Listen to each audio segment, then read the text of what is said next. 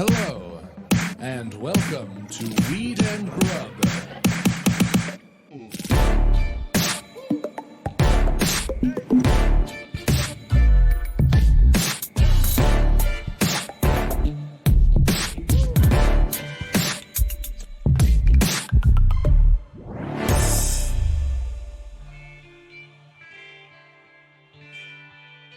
As a serial entrepreneur, you know the easiest way to make $2 million?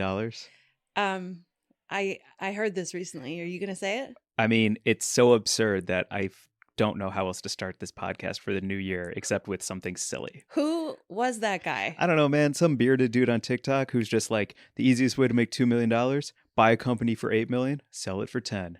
Cool, bro. Thanks for that. Yeah, thanks for that truth. Yeah, the easiest way to make 2 million is buy something for 8 million and sell it for 10. Right? Wow. So think about that. Deep thoughts. I'm not going to think about it. I'm going to move right on because Yeah. that guy's a smooth-brained idiot. But Happy New Year, Mike. Happy New Year, Mary Jane. It is a brand new year, 2023. We are very excited to be done with 2022. We are? Yes. Why? It was a dumpster fire. Personally or like worldly? No, not I personally. I feel like I got through it, and so I'm proud of that. But yeah, I mean, just what a wild time. Yeah. Yeah, ready to move on, ready for a big year full of I mean, this is the thing we always do every New Year to ourselves, right? Is we tell ourselves that this year is going to be better, but this year is going to be better. But I think that is like reasonable. If I think about the life that I've lived and I look back and I look forward, it's increments. Mm-hmm. It can't all be at once. But if I can incrementally do the things that I believe will benefit me and put a more positive energy out into the world and give myself a little bit more success, Right. I'm trying to think long term and think big. Right. And I think those increments are like entirely possible. Yeah, it is sort of magical thinking too, right? Like you have to convince yourself that you're going to do things differently this time around and that it's going to go better for you. It will. Yeah. Speaking of magical thinking, Yes. I will get into it in a second, but what up, Mary Jane? How's it going, Mike? Great. Welcome to Weed and Grub, everyone. This is a podcast about comedy, Cannabis, cooking, culture, calling shit out, and documentary filmmaking this week with our very important bud. I like him so much. Andrew Jenks. Jinx. That's how we end it, too. Wow, what a full circle. We're in the pocket. So magical thinking. Mm-hmm. I am going to ask you if one of your New Year's resolutions is to stop checking your mail every time you walk by it, regardless of date and time. What time does my mail arrive? I don't know. I've been walking your dog with you at 11 p.m. Yep. And then I see you check your mail. I check my mail. Why are you checking your mail? Every time I walk past, I go up the front steps to the path to my little back house that I live in, and I pass that mailbox, and it just flips open. I don't need a key to open it, so I can just pop it right open with my left hand as I'm passing by. Mm-hmm. I have to check it every time because I truly don't know what time my mail comes. And you were with me recently. I had checked it 5 times that day, and I checked it truly at 11 o'clock at night, and there was fucking mail in there. It was so funny because there was mail in the mailbox, and you always make fun of me, and I was like, look, when did this arrive? Because we've spent enough time together that we both know each other's idiosyncrasies, and so we'll do a walk and talk for business stuff with your dog Archie. Yeah, stoned walk and talk is the best way to get anything done. Love a stoned walk and talk. And every time he pees, whether it's right or left, I love. By the way, shout out to Archie Moo, your dog. Yeah, ambidextrous pisser. Okay, very impressive. He can lift either leg and hit that spot. He can do it well. Steph Curry of marking his territory. Wow. And but every time after he pees, he puts his leg down and licks his lips. You're the one who pointed that out to me. I had not remarked on that. And then every time we walk back to your house, you open the mailbox and do a swipe with your left hand feeling for mail. And I started talking shit to you because I was like, there's nothing in there. It's 4 p.m. There's nothing in there. It's 10 p.m. And then 11 o'clock at night, there was a late night mail drop. Listen, my mail carrier, and I actually, we are, nodding acquaintances. He's a wonderful person. I just think he works weird hours because I see him in the afternoon and I don't have mail. But then I will come home maybe it's like getting delivered to my neighbor's house and they're putting it in my mailbox late at night. I don't know what's happening. No, because that says that he's not good at his job, and he's obviously working so crazy good at his late job. shifts to get it all done. Yeah, he's like, yeah. I just think he's working 24 hours. Do you think there's a shortage of mail carriers, and so his Probably. vicinity is so large that he's really putting in 12-hour shifts? Yeah, probably. I'm guessing there's a shortage of mail carriers. I couldn't believe that you had shit at 11 o'clock at night. It was unbelievable. It is. I did have a I was never diagnosed with obsessive compulsive disorder, but I did feel like there was a touch of something there because I was like, am I actually able to walk past it without checking it? And I've discovered that I'm not. And I also just today when I was on my way here was rummaging around in my kitchen and I was kind of running a little late. So I was doing it really quickly. And I like opened a cabinet door, grabbed something out of the cabinet and then was like running to the front door. And then I stopped and I had to go back and I had to close that cabinet door before I could leave my house. I don't like leaving cabinet doors open kind of because it's like poltergeist shit. Like if I come home and I have cabinet doors open, I feel like there's like a ghost has, right. been in my house. Why? My mail checking is very different than yours, and so I'm very curious what this says about us as people. Like I feel like if our guest today wanted to do a documentary about like types of people who checked their mail, what a boring documentary that would be. All right, well that's why I didn't pitch it while he was here. But what I like to do is I open my mailbox, I see if there's anything pertinent, and then I close it and I just let it build up with a bunch of bullshit. Nightmare. And then I scoop it all out and throw it in the trash. Oh my God. Yeah, so like I might actually get my mail out of the box once a week, but I only pull out the important thing and then I leave the rest in there for me to handle and deal with another time. Your poor mail carrier, like having to like navigate that fucking stuffed mess. Yeah. Well, what, Mark? What Mark's what? You hate that? Producer Mark's giving him the stink eye. What do you? Yeah. Yeah. That's insane. Yeah. I just let it build and build and build, almost like, like me not bringing something up emotionally that I need to talk about. I just let it all build until it explodes out of the box. You never open that mail, just like you don't open up your emotions, Mike. Exactly. You clean out your mailbox and cry more. This is a resolution I'm giving you for 2023. Is what? Open all your mail and cry. Damn. Not at the same time necessarily, but just both of those I think would be freeing. Yeah. Yeah. I would agree with that. What advice would you give me for 2023 resolution? Leave it alone. You don't need to touch it all the time. And stop crying? And stop crying. We'll meet somewhere in the middle.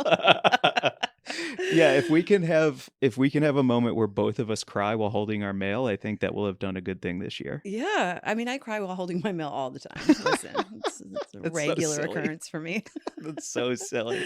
Well, we have such a great interview with Andrew today. I kind of want to just get to it, but we have, a couple things to hit before we release our conversation. Yeah, well, really quick, check out SUMO Snacks, everyone. Yeah. Go to sumosnacks.com. Get yourself a free sample of these delicious chips. They are savory THC infused chips. They're all different kinds. They have like classic cheese, which are kind of like Cheez-Its. Uncle Snoop's line of SUMO Snacks are like onion chips, kind of like Funyun style. But not Funyuns because we don't want to get sued. That's right. So they're delicious THC infused onion crispy flavored rings, and they've got nacho cheese, they've got salsa verde, they have all sorts of flavors. Go check them out at sumosnacks.com. You can get a free unmedicated sample sent to you, and also if you're in California, you can just pick up a bag yourself and take it to a party and be a hit. Yeah, one of my favorite things about them, besides just I love a good chip that tastes delicious, is I'll do like a handful of them and they'll kick in really quick. Yep. And the high is energetic and euphoric. Okay. So I feel good. Like my body feels good from the high I get from them. And that's always nice because there have been like other edibles that I've had and I always know it's a roll of the dice, Right. Yeah. There are some that I definitely only use for sleep, but these are definitely great to like eat and hang out. Yeah. Eat and chill, eat and go to a party. Yeah. Oh, bring them to the movie theater. Take them to a picnic. Yes. Yeah. Oh, it's going to be nice soon. Go to a outdoor movie theater. What do you mean? It's going to be nice soon. It's January. Well, we live in LA. That's true. It's always nice here. Yeah. 70 and perfect. I also wanted to just do one quick shout out if you don't mind. 2 quick shout outs if you don't mind. Sure. When this episode is being released, I think the next week, Friday the 13th, is my album recording. I've been doing stand-up for 6 years. I have a bunch of jokes that I'm proud of, but it's time to put those babies to bed. So if you happen to live in LA, Friday the 13th, I'm recording my special. Mark, who I talk about more in our interview with Andrew, is going to be directing it. And there better be tickets on sale by now. Yeah. So please, if you live in LA or you know anyone who lives in LA, I'm really proud of what I have for this hour, and it comes from the heart, and I think it's pretty funny. So please check that out. Fucking great. I'm so excited to come, to laugh, to have a great time. I have been watching you develop some of this material over the course of our friendship. I fucking love it. And I'm excited to watch you put those jokes to bed, tuck them in, give them a little kiss, put a little mint on their pillow. Say thank you so much. Close the door quietly on your way out. Yep. And then release it as a special. Hell yeah. No, it's fucking awesome. I'm stoked. I love so much of, I'm just excited to see it. Thank you. And then the week after that. Oh, no, not the week after that. February 5th, we will be in San Francisco that whole weekend, actually. If you want to hang out and you're in San Francisco, hit us up. But on the 5th at 4 p.m., we are doing Weed and Grub Live as part of SF Sketchfest. It's a sick lineup of comedians besides the two of us. Yeah, and we have a link in our bio. You can hit that link and buy tickets. Come see us, come hang. We're going to be, doing some cool Weed and Grub Live stuff. Hopefully we'll have some fun giveaways. And I don't know, I'm just excited to do some live shows this year with you, get out on the road a little bit. Yeah. Alaska? Yeah. Alaska, New York. Where's your dream live show for Weed and Grub? Morocco.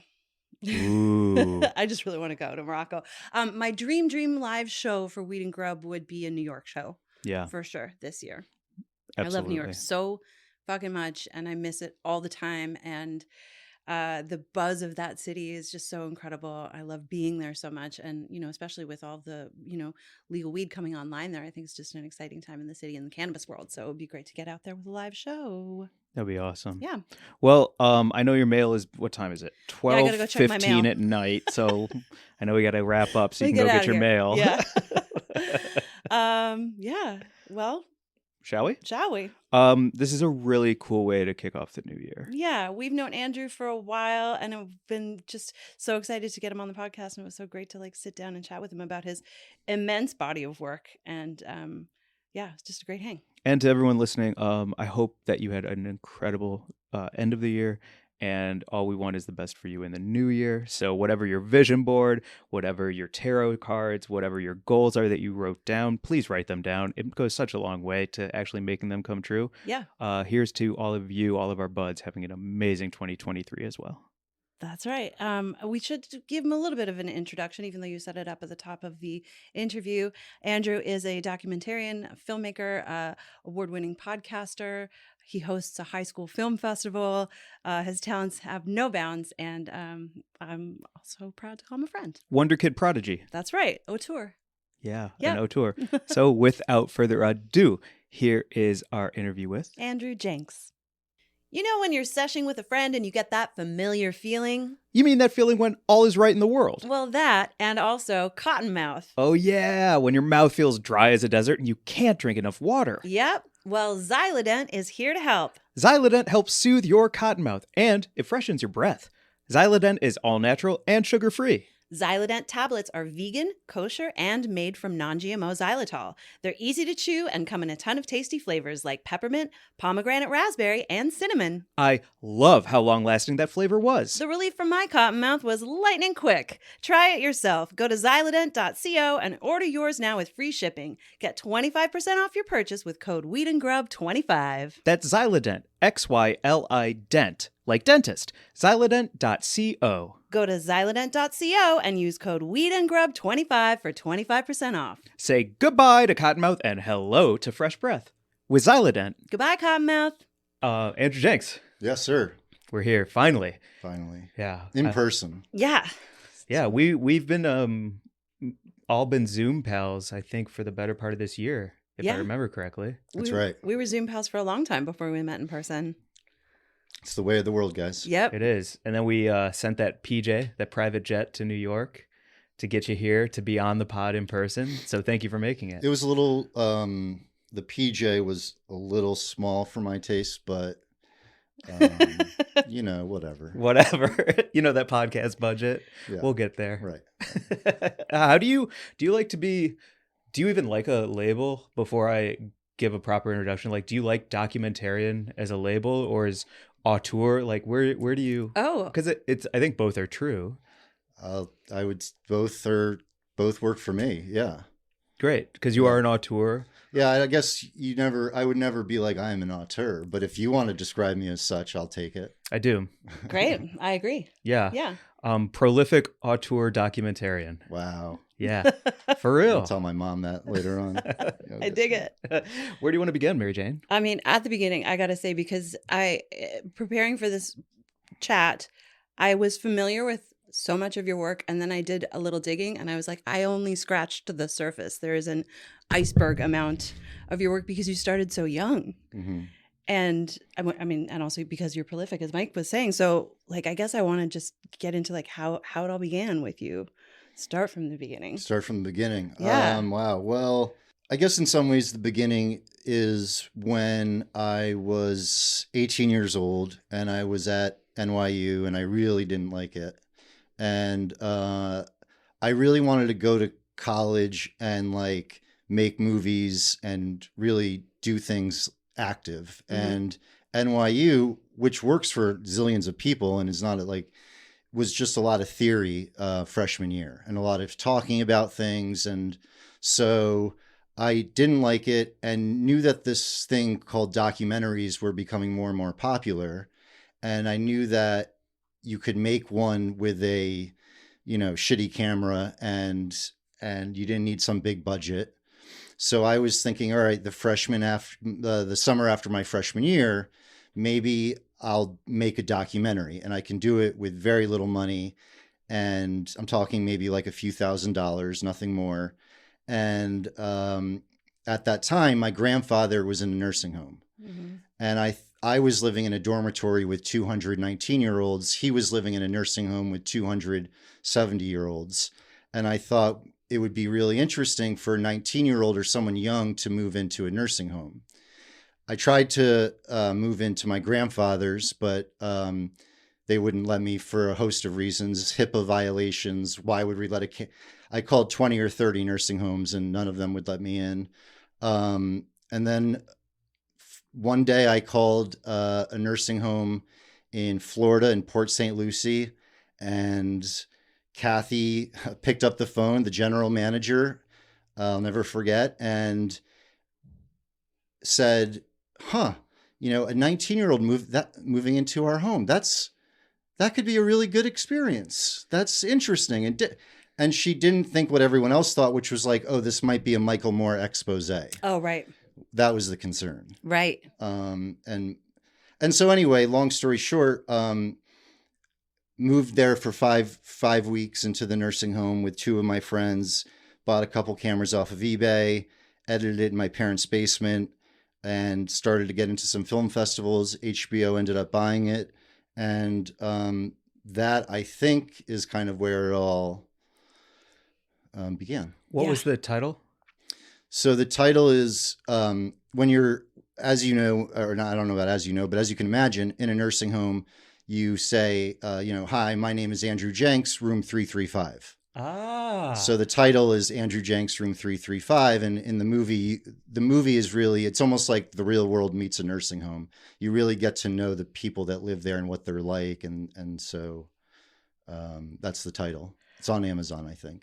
That's so cool. Especially if you've never made a documentary and now you have the opportunity to make this documentary, did you come in with a point of view, or were you just wide open to what 5 weeks living there would look like, and you'll capture everything and then you'll find it in the edit for what you find to be most intriguing? That's a good question. I think like most projects, I went in with an idea, and I think that idea with a vision of what it would be, which is like the real world meets a nursing home. That's how I thought of it. It was like these characters I can bring to life and humanize them, and I was never interested in it being an expose or like, and I probably could have found a way to do that. Like, you could have made it about sex. We have a great scene where we talk about sex. Oh yeah. Mm-hmm. Oh yeah. Awesome. Yeah. And it's interesting, I think, anyway. Yeah. So I definitely have an idea, but then as you experience, there's this great line that this friend of mine always says, which is like, with documentaries in particular, if your story is the same at the end as it was in the beginning, then you weren't listening in between. So like the story always changes and evolves, and that's part, that also is part of the process. And so since you made that when was that? How many years ago was that? So I'm 36 now. I was 19 then. So whatever that math is. 44 years. Yeah. So obviously that's 43 years. Yeah. So you've done so much in the interim, and I know you're working on stuff now, but one of the things that I'm most familiar with that I think some listeners will be familiar with as well is gangster capitalism, which was an expose, really. That's true. And one of the most, I was just talking about this with some friends the other night, saying how you traced in the season about Liberty University, the rise of Trump.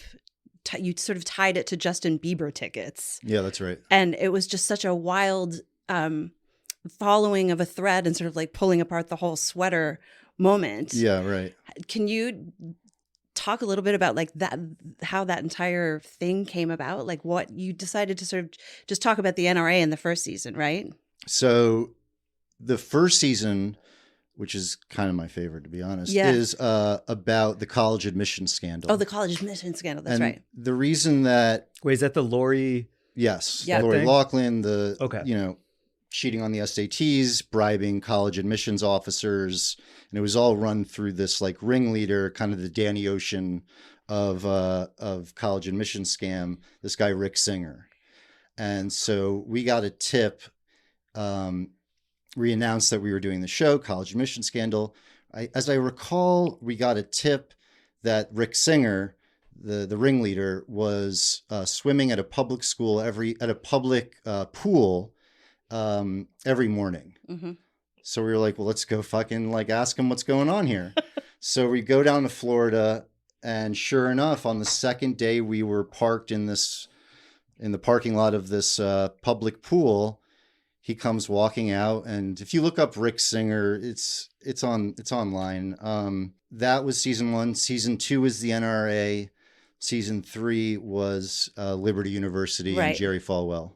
Do you get sued a lot? No. It's hard to. I've gotten threatened, certainly. Yeah. And lawsuit, that sort of thing. Never one that came to fruition. I've had certain things that, have been problematic, but by and large, most of the projects that I've done, 75%, are really like highlighting interesting, not as like underdogs that don't normally get a voice. And so I'm not someone that's like going to get sued a lot because I'm capturing like a young man with autism or someone going through cancer or whatever it may be. But, not all the time. Gangster capitalism was kind of an escape from that. Yeah. Because my follow-up to that question is if I were to put a little bit of my own opinions about places like NYU, I feel like it's a place where it's just building up your confidence to do the thing you already want to do. And in your case, it's like, I don't need the confidence. I don't want to ask permission. I just want to make things. Yeah. Is that coming from like an anger at injustice? Is it coming from like, I just love stories? Cause it's fearless, or maybe you're like scared shitless the whole time to go up to Rick at a pool and be like, what the fuck are you doing, dude? Like, Yeah. like, yeah. Like, what's the drive to tell these stories? Boy, that's a good question. I mean, I think that for one, we live in such an interesting time, and I got really lucky, being born when I was born, because I could buy, when I was 19, a camera off of eBay that could function well enough to be presented as a documentary on a mainstream network. Like, I think, I run a high school film festival because kids now have access to incredible cameras and can do amazing things. So it's only like, getting younger in a sense. By and large, it's really cool I like documentaries and documentary filmmakers that sounds so cheesy, but like pushing boundaries in some capacity. So I tend to like when they're using a different lens or have a style because docs, and it's definitely changing, but in the past had this stereotype. I mean, the word documentary is so boring. Like, it's just a weird, it's taken, like when I first started this, people would be like, a documentary? So that's what you do on your free time. What do you actually do? And these days it's so much more common. So I forget how I got off on that tangent. That's my fault. No. That's how it goes over here. Do you like Herzog? Are you a fan? For the reason that I just explained. Yeah. I don't love I don't take to a lot of his movies. That's very subjective though. Who am I to say that? But I fucking love that he's like always pushing things and trying to do stuff that no one else has done. And I really like his interviews. Before I made my last movie, I went on this weird kind of Errol Morris, Werner Herzog binge, not watching their movies as much as watching interviews they gave. Mm-hmm. And just hearing more about like why they do what they do. Watching them be interviewed rather than them interviewing other people. That's right. When you developed your interview style, it sounds like sort of just by immersing yourself in a world where you were talking to people. Did you ever sort of like train yourself to ask the right questions, or did you sort of study interviewing, or are you just sort of naturally always looking to empathize with the person that you're listening to and draw their stories out? I'm just interested to like, because you could get people to talk. Yeah, I've never. I've never been trained in any kind of capacity. It's been learning, but to be clear, it's also working. It's being able to work with really good people who can give me notes and like I definitely I wish I were trained. I think I'd be much better if I were trained. But I've also like done a lot of self-studying and kind of watching other people, reading how other people do it. And then like picking up on great advice from different people that you work with, and like little things about interviews that you never. I remember when I was like 21, I was working on something and I had this bad tendency in an interview where the person's on camera. Once they were done talking, I'd like a normal conversation, then start my next question or follow up or provide a comment, whatever it may be. And I'll never forget, Michelle Schiefen came up to me, and she was a producer on the show, and she said, on camera, the most interesting part of what a person says a lot of times comes after they're done talking.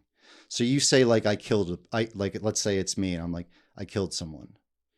Kind of the most interesting part is what happens after I kill someone. What's my face like? What am I saying? So she taught me to always give like 5 to 10 seconds after someone says something to capture what their face is after. Wow. And you never think of that shit like that. And I'm sure like if I were properly trained, someone out there listening is like, well, yeah, that's 101 in, whatever school. But so little things like that I've picked up through the years from an array of different people. That's so cool. Wait.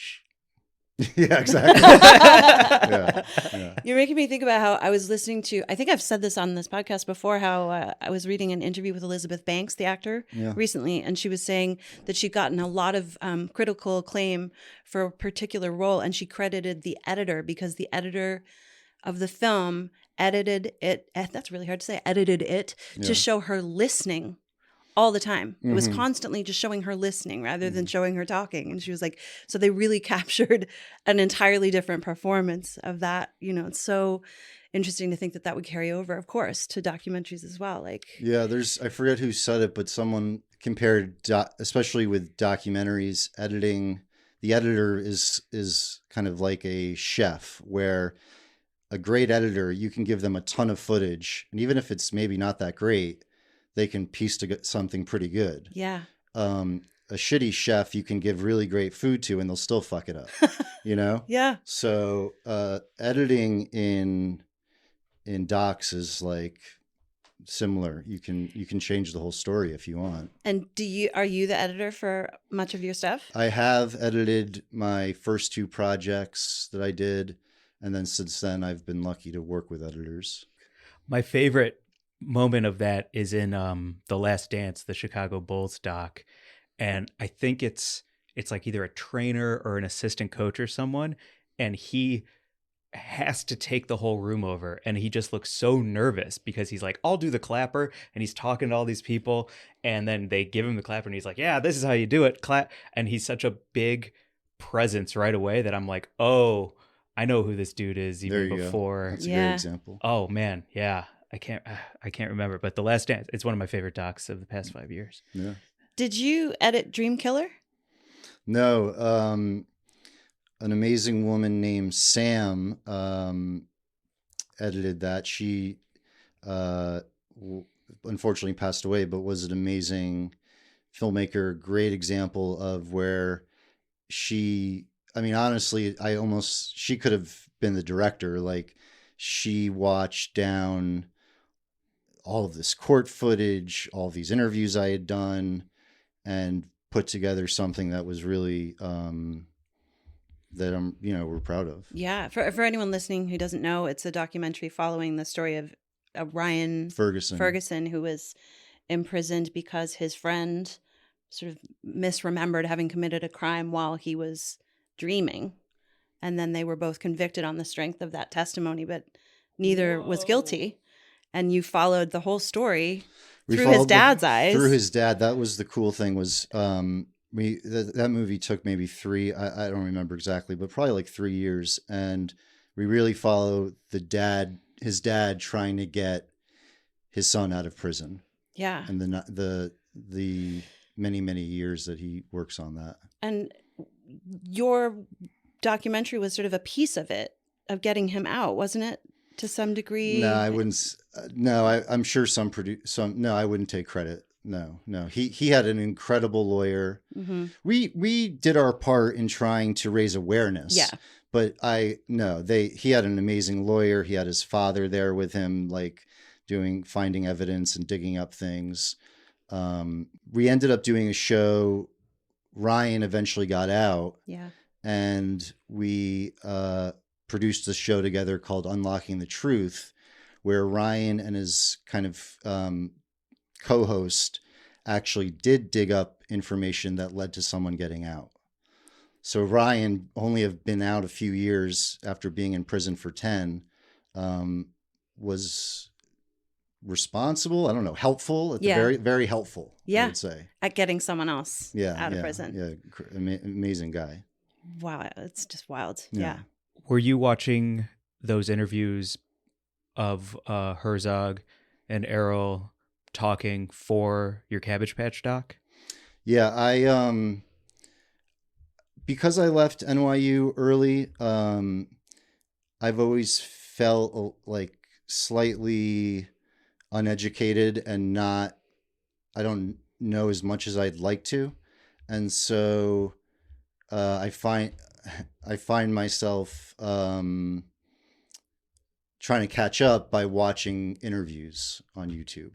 Same. Yeah. But I think the interesting thing, I want to get to the Cabbage Patch documentary as well, but I think the interesting thing is, like, today, college for a lot of people I know feels like a scam when the information is all out there for you to watch from these luminaries, to steal a Mary Jane word. So, like, the idea of not doing that sounds crazy to me. Yeah. I mean, for me, college seems like a ridiculous proposition, but it also works for a lot of people. So, like, I'm not, like, rock and roll, if that works, for you. I know, so it's. I've always, not that learning has never served me, but doing has served me more. Right. I think it also depends on the field. If I were a scientist or like an economist, obviously, yeah. Well, we can't even do math in here. Right. I don't even know what a dollar is. I mean, I truly. We tried to figure out a subtraction problem a bit ago, and it didn't go well. So we all have our strengths. 44 years we came up with. So the Cabbage Patch doc. Yeah. It's your most recent project completed? So yeah, I did a documentary about the Cabbage Patch Kids, which were the famous doll that came out in 1983. And there were near riots over them in the malls. And so it's a documentary that kind of looks at two different things. One is, what was it about the time? What was it about society? Why were people in 1983 acting like lunatics? And we go over a doll, an ugly doll, a vulnerable doll. And so we get incredible access to all of the main players. They give their opinions. The second thing that the movie is about is a question as to who actually created the Cabbage Patch Kids, because the guy who gets the credit and created Cabbage Patch Kids, along with help from a lot of other people, probably made hundreds of millions of dollars. I mean, Cabbage Patch Kids made billions of dollars. This guy, Xavier Roberts, who we interview, arguably stole the idea from this woman named Martha Nelson Thomas, who he had met years before. What? I'm not saying he did or did not. That's for the documentary to kind of present, and you can kind of decide. It premiered at Tribeca and Film Festival, and people had very different opinions. Great. Yeah. So we are right now in the midst of trying to sell that, and hopefully gets released this year. I cannot wait to see it. Yeah. I remember those riots to some degree because I was a little kid when the Cabbage Patch dolls dropped, and I never got one. Like, my family just couldn't secure one for me because they were, hot commodities. There was a concept behind, it wasn't just the doll that you were getting. It came with a name, right? Yeah. Wasn't Xavier one of them? So every Cabbage Patch is signed on the back, on the butt, Xavier Roberts. Wow. Oh, that's some cult shit, dude. That is wild. Yeah. Wow. How did you hear about such a wild tale? Like, I don't know that anyone knows the backstory of Cabbage Patch. 80s toy tycoons. This producer, Dan Goodman, deserves all the credit. He came to me with this idea, and his theory is that Cabbage Patch Kids were the first Black Friday that ever happened. And I thought that was really interesting. But what I thought was kind of equally interesting was just this idea of who created this doll. Because it gets into a larger question of like, what's inspiration? Was he just, because he says he was inspired by her. He admits to meeting her, seeing her doll. He says inspired. She says copied. So, and do you get to see her sort of doll? Oh yeah. Yeah. Oh, I can't wait to see this. Yeah. Is she still alive? Is she interviewed? She passed away, but we have incredible kind of video from 30 years ago of her being interviewed, making a doll. We also interviewed her lawyer and her two kids. Incredible. Wow. Yeah. And a friend of hers too. When you start in on a project like this, how, like, do you say like, hey, I've got a pretty great body of work, you can trust me to be a neutral party who just wants to tell a story? Or how do you get people on board to trust you and actually speak with you? Because we've had dinner together, and I'm like talking about my mom and shit, and I'm like, what am I saying? Shut up, dude. Like you just have a very easy, natural way about you that makes me want to share with you. So like, how do you?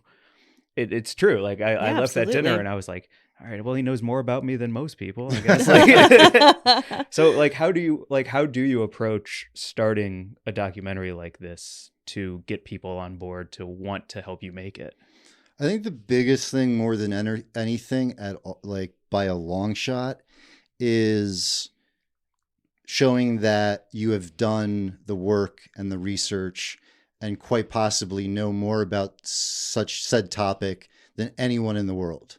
Like, I know so much as like, I made a movie about Ryan Ferguson. At that time, I knew more about, not his lawyer, but I knew a lot about, I'd read all the court. I could tell you everything from what his habeas hearing, what happened in the third minute, to like his favorite prison food. So I go into, whenever I call someone, I have almost a playbook and a menu of options.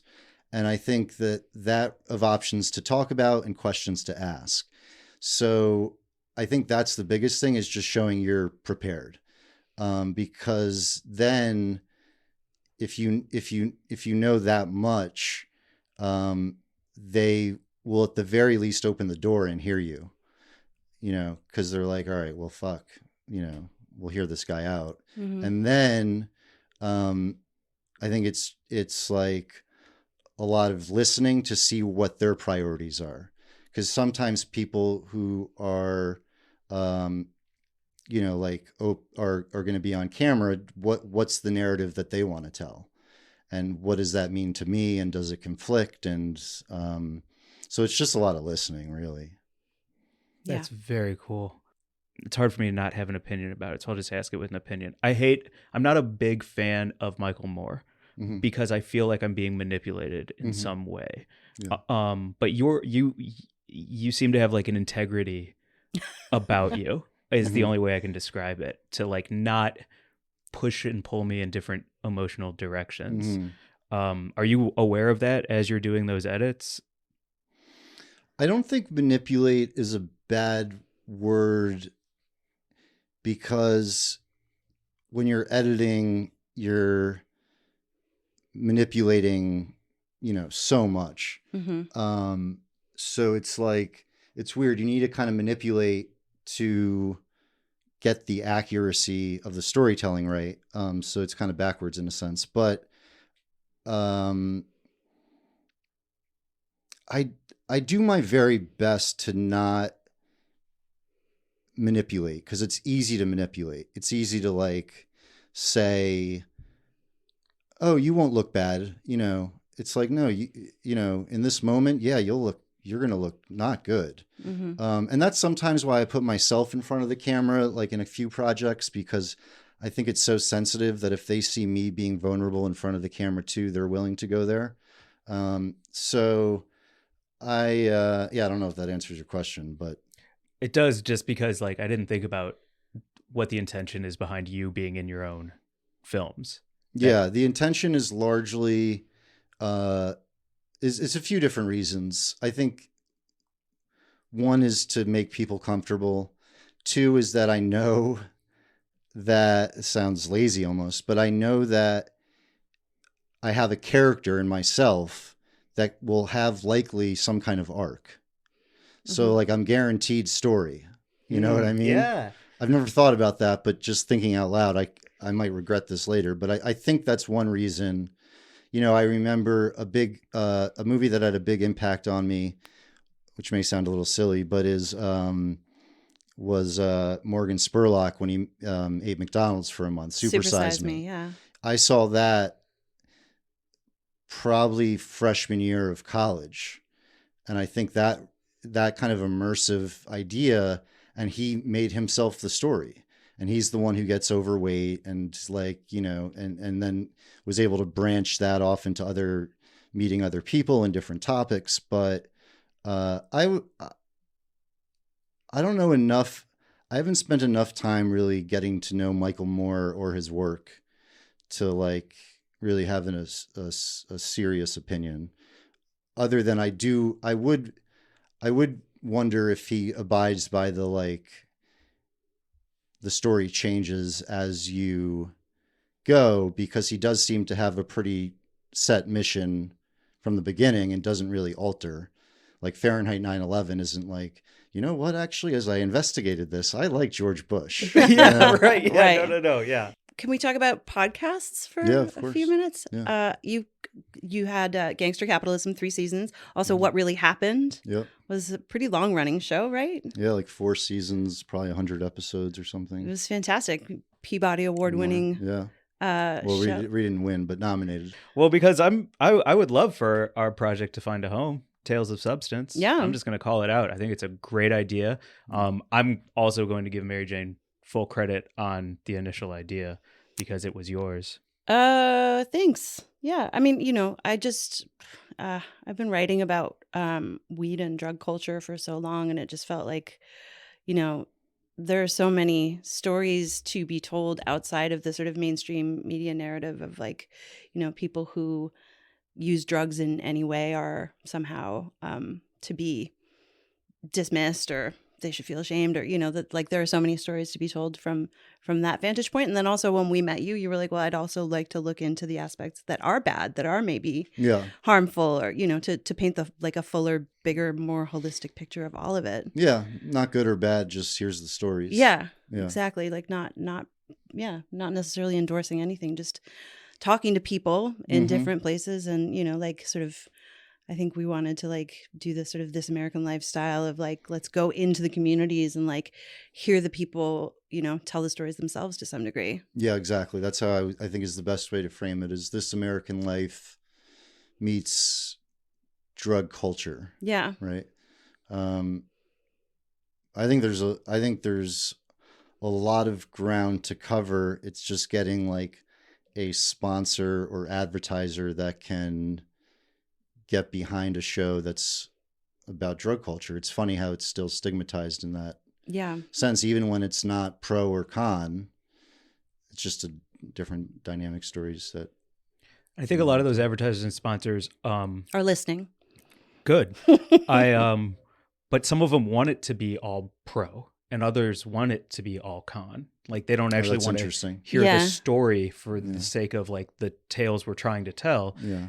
It's what side of the line do we want our company to seem like is the right side to be on in this case, which I think is like a very tricky place for anyone to be. Yeah. I mean, there's very little ambivalence about drugs, right? You have a strong opinion one way or the other, but I think the main thing that I really see happening as I continue to write about it is that a lot of people are making a lot of money, and a lot of the people who are making the money are not the people who have been most harmed by the war on drugs. So, let's just like continue to ask the people who have lived experience about, what their lives have been like, and and put the people who are making money on blast a little bit too, and try and look for some accountability, because like it's crazy. There are, giant corporations that are trying to sort of like lock down the psychedelics right now. It's wild. And so it's really strange to think that, we can't, make a podcast about it that would hopefully get a lot of money behind it.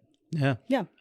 Well, we have a great deck for everyone listening. It's sick. We have great stories to tell. Great episode titles. Great episode titles. And like a wealth of stories. I mean, there's never ending. No, it's incredible. That was what I was most surprised by, is just how many stories there are. Yeah, I think that's the thing too, because it's like that was a question that I was asked. I was like, well, how far can you go with that? And it's like, you walk out the door and throw a rock and you'll hit someone with. I just had this crazy story come to me where I was walking my dog with someone. Like my dog met someone else's dog, and we walked alongside each other for just a few blocks. We didn't know each other at all. And out came her story of benzodiazepine addiction randomly. Yeah. And it was just like, wow, the least likely people, or in the least likely moments. It was just like a dog connection. And then we were talking about that. So I don't know. I feel like it's very relevant and timely. Where do you see documentaries? Like, where are they now, in your opinion, if you are aware, if you're not just focused on your own projects? And then where do you hope, with the way the future is happening, that documentaries can go? Because I feel like it's one of the only places of accountability right now. Yeah, well, that's a problem, because the one thing that I'd look out for in documentaries, and I may be guilty of this in the future as well, is be aware of whether or not the subject, the person in the documentary, is also producing it. Like, sometimes people will say will say I'm a journalist, and I always I'm like, oh, whoa. Like, I'm a storyteller, not, and I do documentaries, but I'm not a journalist. And I think that if you look at The Last Dance, for instance, they hide it in the credits, like literally it's not in the credits, but Jordan was a producer on it. I didn't know that. Yeah, and Jordan looks like in The Man. They're in it, and I'm not saying that. I just don't know what impact that has on a production. Mm-hmm. It could be nothing. Like I'm working on something now that we're about to probably pitch where the main guy in it is also an EP. But I'm going to do the opposite, where I'm going to make it so super clear that it's actually part of the story, him being like So I think with documentaries, that's one thing that I'd be on the lookout for is like, there's a lot of like letting the subject be a part of the producing and fee structure and these sorts of things. And I'm actually not saying there's one way or another, but I just think it's a little complicated. Mm-hmm. It makes me think of like lobbyists in politics, right? Where all of a sudden like Ted Cruz or anybody follow the money, right? Follow the money, yeah. right? Yeah. Interesting. It makes me think if there's a group right now that is talking to lawmakers about forming cannabis regulations, Mm-hmm. and it's fronted by people from the cannabis industry, like the former czar of Colorado cannabis, and people who are just really respected by the cannabis industry, but the whole thing is backed by big tobacco and alcohol. Oh wow! And but it's hidden; you wouldn't know. Yeah.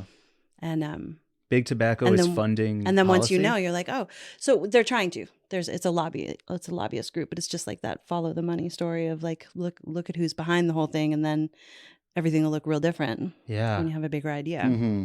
Mm-hmm. a better idea. Right. Interesting. Right. Whoa. What? I have a pitch for you. Yeah. Can we do a documentary about kale? What's the log line? Did you know that the entire idea of kale as a superfood was manufactured by one woman? One PR person. Really? Named, she's got a fantastic name. She's a New York publicist, and her look it name up. is It's something Oberon. like, yes. Lightning strike. Yeah. But anyway, yeah, she just like kind of identified a gap in the market, and then kind of single-handedly, like she founded like the American Society for Kale. Oh my and God. then Oberon Sinclair made kale famous. Sinclair. And I like kale too, which is crazy. You do? Yeah, I love kale. Really? Hell yeah. Okay. Well, that's a good place to go into food as we wrap up. Yeah, let's wrap with some food chat. Yeah. Love kale, huh? Kale. I'm not really a foodie, so maybe that explains it. Yeah. Is kale sort of just like a go-to because it makes you feel good? Like a kale Caesar kind of situation? Or are you juicing it, or what's going on with your kale consumption? Well, I'm not like, if I had a choice in a type of salad, I'd go with kale. Mm-hmm. I'm not seeking out kale to the extent that you're suggesting. You're not like juicing it in the morning for shots when you get up or anything? No. Okay. With a lemon vinaigrette or a Caesar dressing for that salad? I mean, the non-Caesar dressing would probably be a little bit more healthy, right? Yeah.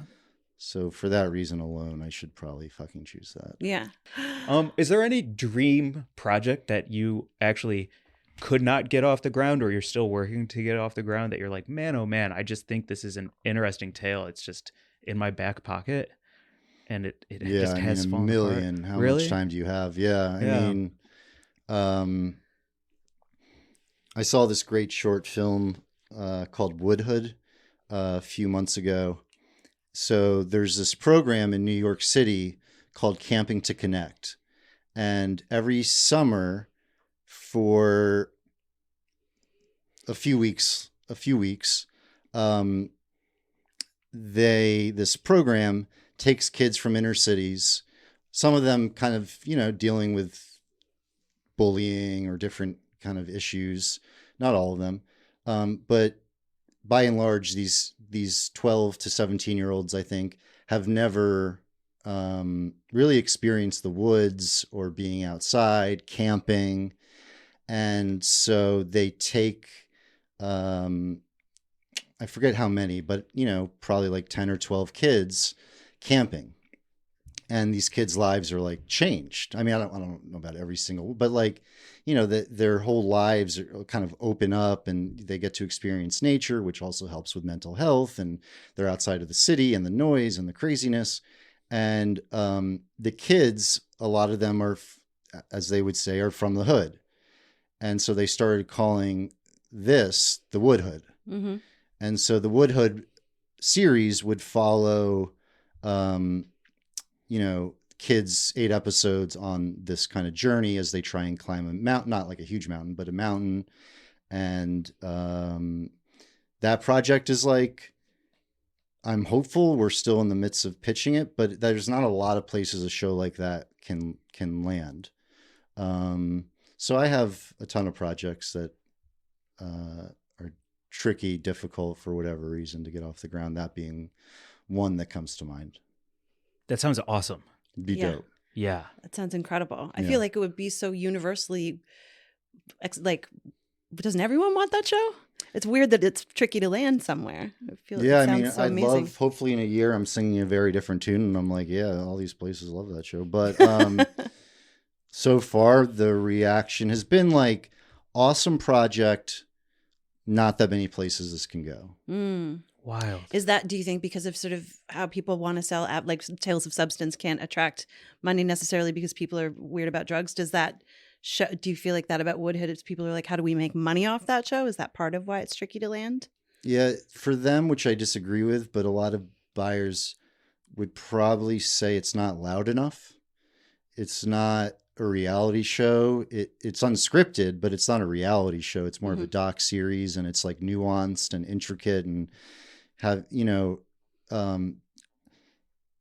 this is what other people are saying. I completely disagree. I actually think it could be quite loud, and you're seeing, kids really experience like big, profound things. Like, is it a reality show where people are like slapping each other? And, I think, I guess I kind of get what they're saying, but I don't know. It's like Stranger Things it might be a weird example, but I kind of put it on this. It's a coming of age adventure story. Woodhood is. Yeah. So hopefully, that'd be one. Wow. Awesome. My final question is, going from that first doc you made, did you buy or rent those cameras for? We bought them off eBay. You bought them off eBay. Yeah. To the things and the access and the creations you're making now, when it is Woodhood, when it is Tales of Substance with Cabbage Patch, what is the range of money somebody may need to make either their first documentary or do the big picture things that you're able to, those stories that you're able to tell now?